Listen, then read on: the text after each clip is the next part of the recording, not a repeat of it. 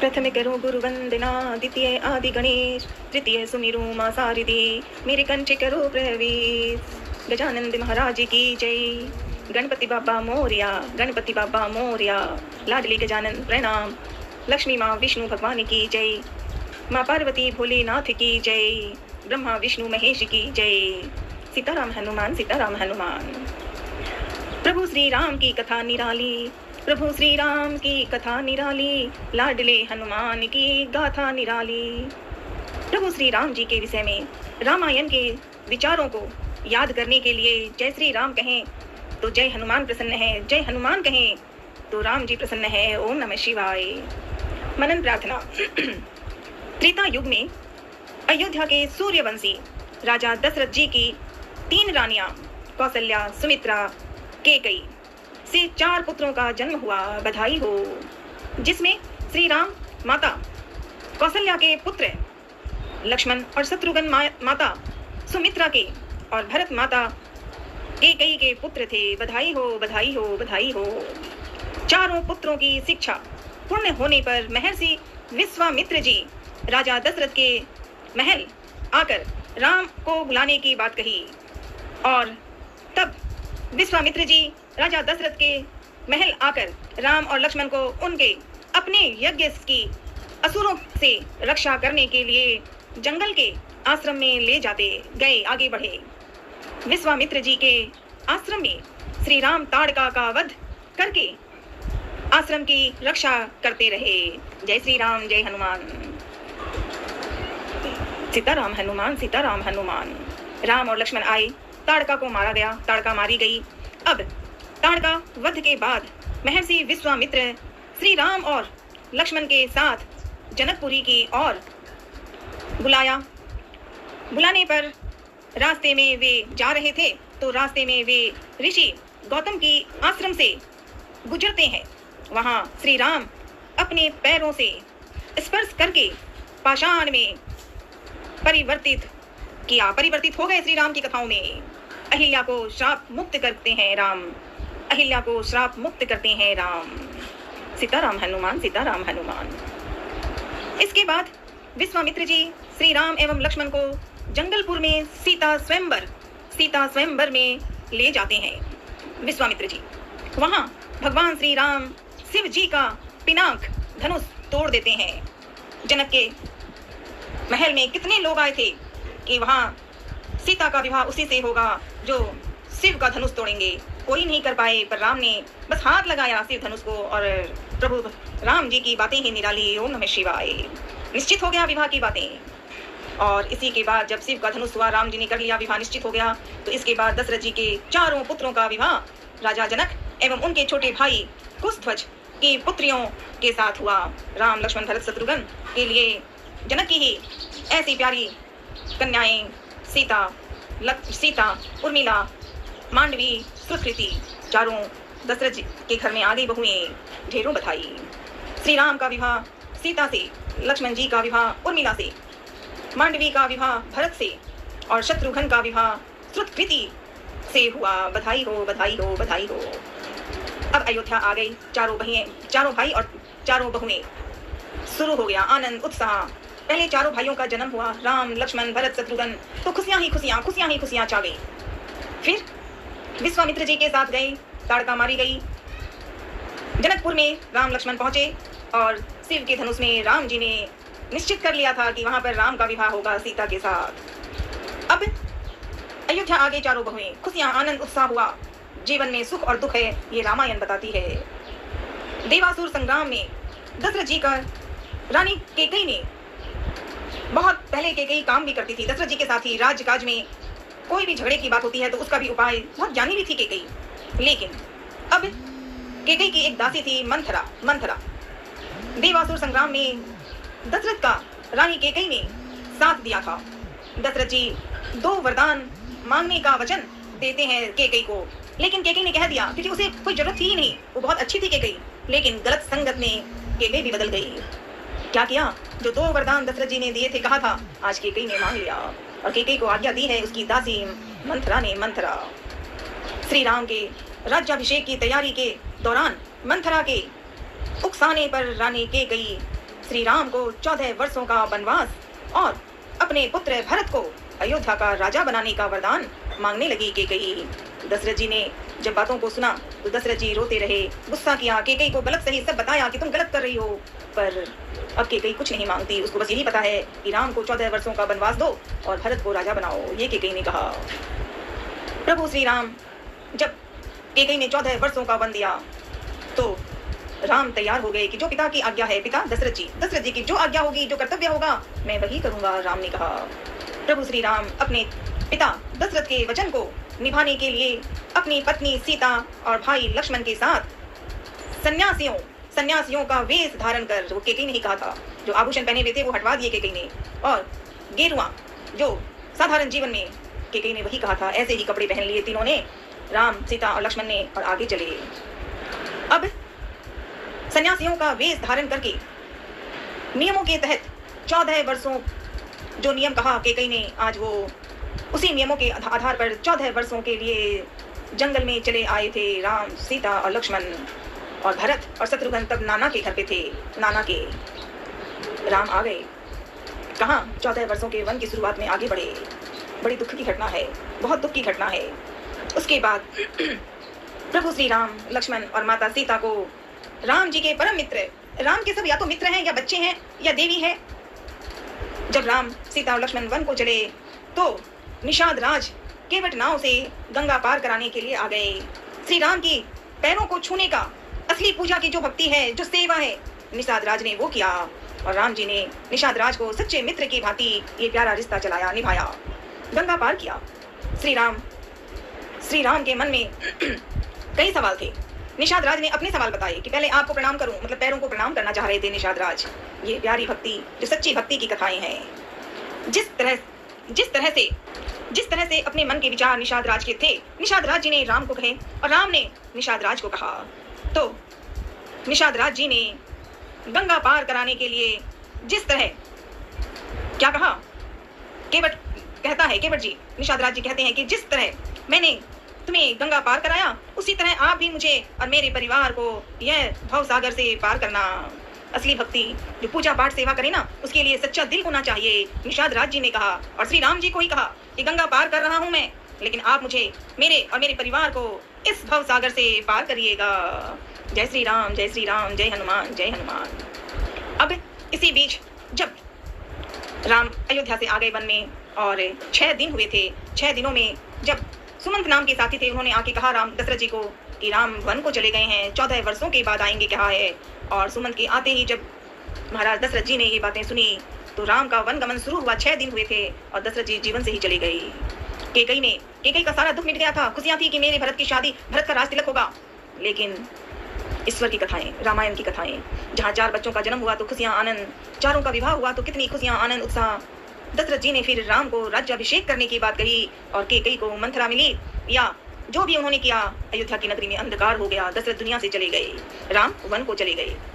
जब भरत और शत्रुघ्न आए तो उन्हें आने के बाद पता चला कि पिता दशरथ दुनिया से चले गए, राम वन को चले गए, वो भी 14 वर्षों के लिए। तो खाली दुखने की बात थी भरत की, लेकिन भरत बच्चा सच्ची सेवा वाला भाई है। भरत ने अपनी केकई का ही अपमान कर दिया और कहा मैं अपने बड़े भाई राम की आज्ञा करूंगा, मैं नौकर हूँ और राजा राम राजा बने हैं, वही रहेंगे। ऐसी बातें हुई। अब भरत आ भी गए जहाँ राजा राम, सीता और लक्ष्मण गए हुए हैं वन में। बातें हुई, पता चला, उसी समय पता चला राम जी को कि पिता दशरथ दुनिया से चले गए। फिर एक दूसरे से प्रेम, अपनापन, बातें, रोना दुखना, क्योंकि होना ही है, पिता दशरथ चले गए तो रोना तो जीवन का मतलब ही ऐसा ही है, सुख और दुख ऐसा हो जाता है। अब भरत को भेज दिया अयोध्या में, तो नंदीग्राम में भरत बैठ गए, आज्ञा करते थे, जो काम होता था, जो पिता राम की आज्ञा होती थी वो करते रहे, वहीं चले। अब यहाँ 14 वर्षों के लिए राम जब आए हैं तो उन्होंने सोचा कि चित्रकूट जैसे एरिया में रहूंगा तो लोग आ जाएंगे आसपास से, तो उन्होंने दंडक वन में रहने का रास्ता शुरू कर दिया। दंडक वन में रावण की बहन शूर्पणखा, सुंदर अप्सरा, एकदम सुंदर बनी हुई शूर्पणखा का रूप ऐसा दिख रहा था कि वो अप्सरा है, लेकिन वो थी तो राक्षसी बुरी। शूर्पणखा ने रूप धरकर कुटिया के बाहर बैठे श्री राम से विवाह करने का लालच किया। शूर्पणखा ने श्री राम के इनका करने पर जब राम ने मना कर दिया तो वह लक्ष्मण के पास चली गई शूर्पणखा। अब दोनों भाइयों ने जब मना कर दिया तो शूर्पणखा माता सीता को मारने के लिए दौड़ी। यह देखकर लक्ष्मण जी ने उसके नाक कान काट दिए, कड़क कड़क कड़क। अब अपनी कटी हुई नाक को लेकर शूर्पणखा अपने भाई और दंडक वन के असुर राजा खर और दूषण के पास पहुंच गई शूर्पणखा। बाद में श्री राम का खर और दूषण से युद्ध हुआ और जिसके दोनों का श्री राम वध कर दिया गया, दोनों को ही। अब खर दूषण के वध का समाचार लेकर शूर्पणखा अपने भाई लंकापति रावण के पास पहुंचकर उन्हें भड़काने की बातें कही। शूर्पणखा ने गलतियां की। शूर्पणखा ने खुद और भाई रावण को कह रही है कि मैं तो एक ऐसी सुंदर देवी को ला रही थी जिसे आपसे विवाह होना चाहिए, और उसके लक्ष्मण नाम के भाई ने मेरे नाक कान काट दिए। शूर्पणखा ने गलत तो किया ही पहले, और बाद में बातें भी गलत कर रही है भाई को। यही जीवन में बुराई का रास्ता हो जाता है। सीता की सुंदरता की तारीफ करती रही शूर्पणखा और रोती रही रावण के पास।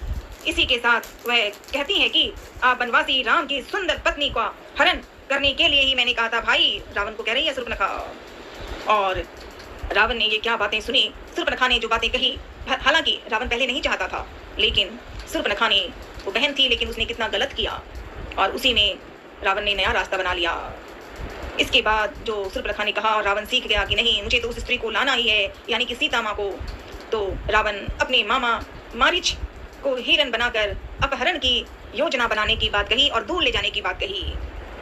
सीता उस सुंदर स्वर्ण हिरण को देखकर उसे लाने के लिए, प्यार से देखने के लिए श्री राम से जिद करने लगी सीता माँ। राम जी उस हिरण को लाने के लिए वन में चले। सीता ने भेजा जबरदस्ती।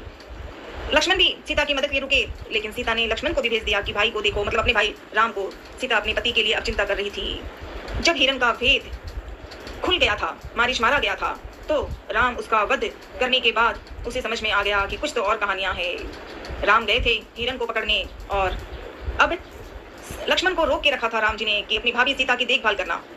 बहुत देर तक श्री राम नहीं लौटते, नहीं आए, वापस लौट के नहीं आए, तो सीता किसी अनहोनी की आशंका से लक्ष्मण को वन में श्री राम की सहायता करने के लिए भेज दिया। लक्ष्मण नहीं चाहते थे, पर सीता सुनना नहीं चाह रही थी, और मारीच जो मारा गया था वो हिरण की आवाज ही करके मरा था। इसीलिए सीता माँ को लगा कि ये जो आवाज थी वो मेरे पति राम की थी, और उसी को चिंता हुई है। लक्ष्मण को जबरदस्ती सीता ने भेज दिया, और किसी अनहोनी की आशंका से लक्ष्मण को वन में श्री राम के सहायता करने के लिए भेज दिया सीता ने।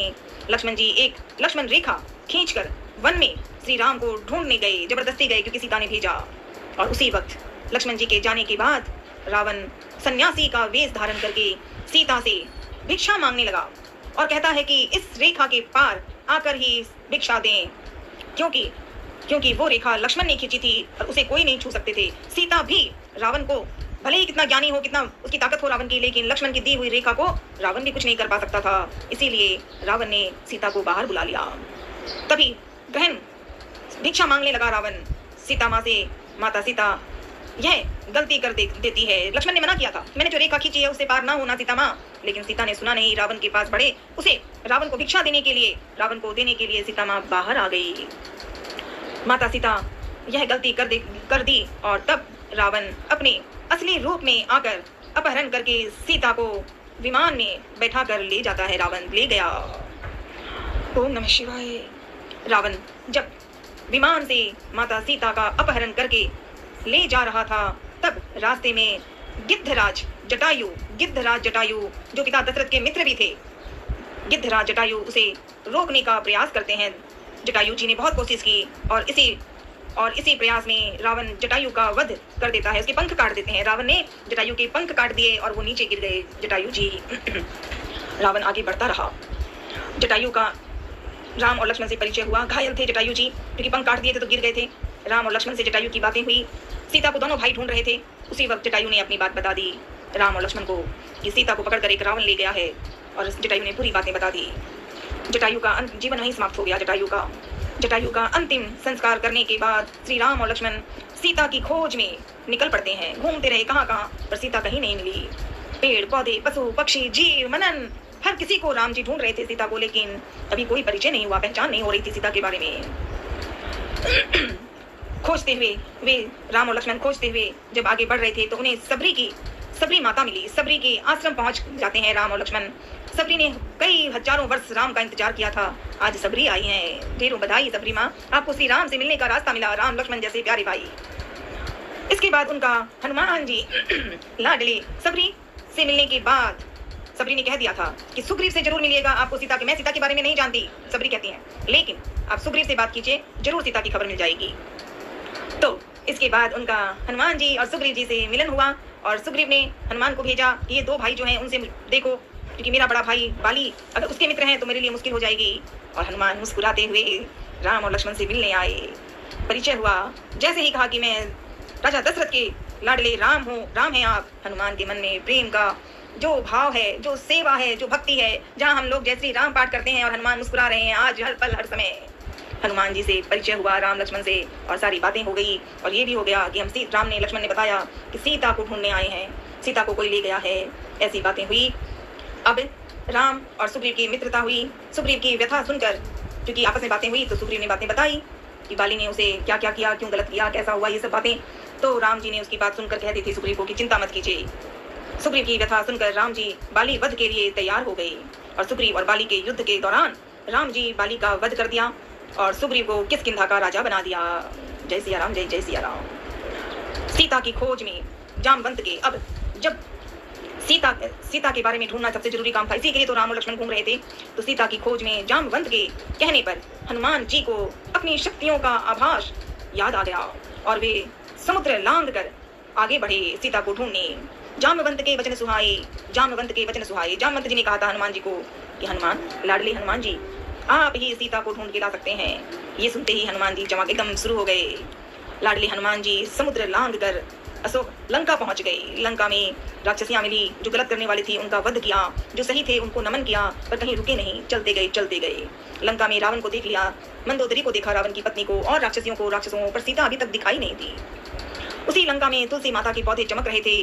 रावण की नगरी है लेकिन उसी में एक जगह। और राम शिव धनुष की बातों के लिए जय करते हैं और राम के मन में भक्ति करने वाले एक ऐसे राक्षसी जीवन के हैं, वो हैं विभीषण, रावण के छोटे भाई। और वहाँ हनुमान जी और विभीषण जी की बातें हुई। हनुमान जी ने विभीषण को सारी बातें बताई, विभीषण ने अपने बारे में सब बताया और विभीषण ने बता दिया कि सीता माँ अशोक वाटिका में बांध दिया है रावण ने। बड़े भाई था रावण का, रावण बड़ा भाई था विभीषण का।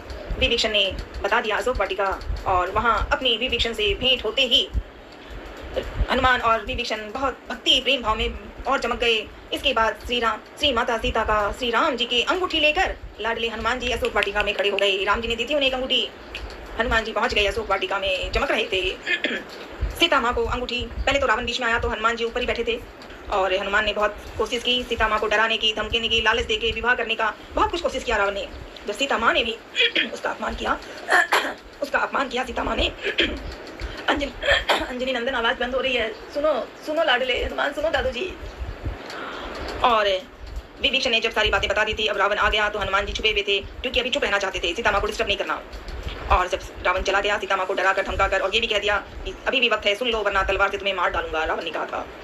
चले गए। अब हनुमान जी ने अंगूठी दी, श्री राम की अंगूठी सीता माँ को। परिचय हुआ। ऊपर बैठे बैठे सीता माँ नीचे बैठी थी, दुबली पतली हो गई सीता माँ, लाडले हनुमान ऊपर खड़े हैं। श्री राम जी की अंगूठी देकर श्री राम जय राम जय जय राम, श्री राम जय राम जय जय राम गाते रहे हनुमान जी। परिचय हो गया सीता माँ और हनुमान का।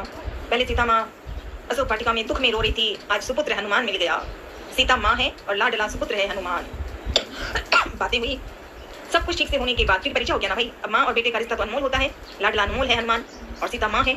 तो इसके बाद हनुमान जी को भूख याद आई है। जब से निकले हैं किष्किंधा से, लंका आ गए, अशोक वाटिका आ गए, तब तक आराम तो दूर की बात है, पानी तो पीने की दूर की बात है, एक पल रुके भी नहीं, चले ही जा रहे थे। पर आज तो माँ साथ आ गई ना, अब माँ से फल खाने की बात कहते हैं हनुमान जी। सीता माँ डर रही थी पर हनुमान ने अपना परिचय दिखाया लंबा, और वो देखकर सीता माँ ने कहा ठीक है फल खा लेना।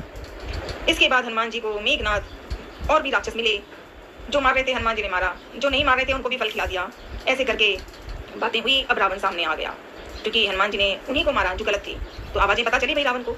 तो रावण ने मेघनाथ को भेजा कि जाओ मेघनाथ तुम जाकर उस हनुमान को पकड़ कर लाओ, रावण कह रहा है। वे रावण को श्री राम के समक्ष समर्पण करने या युद्ध के लिए तैयार करने के लिए कहते हैं। यह सुनकर रावण उनकी मतलब हनुमान जी की पूंछ में आग लगा दी। हनुमान जी अपनी जलती हुई पूंछ में लंका को जला डाला। जय श्री राम लाडले हनुमान, जय श्री राम जय श्री राम जय श्री राम। लंका में हनुमान ने बता दिया रावण को कि अब भी वक्त है, सीता माँ को आदर के साथ पहुंचा दो घर पे, वरना तुम्हारी चटनी तो बननी ही बननी है। ये रावण के घर पे, रावण के महल में जहाँ बैठा था रावण, वहीं पर हनुमान खड़े थे और न डर रहे थे न कुछ और, बस ये जवाब में थे कि जो कुछ होगा वही होगा, अच्छे वाले का अच्छा और बुरे वाले का बुरा। हनुमान ने सुना दिया।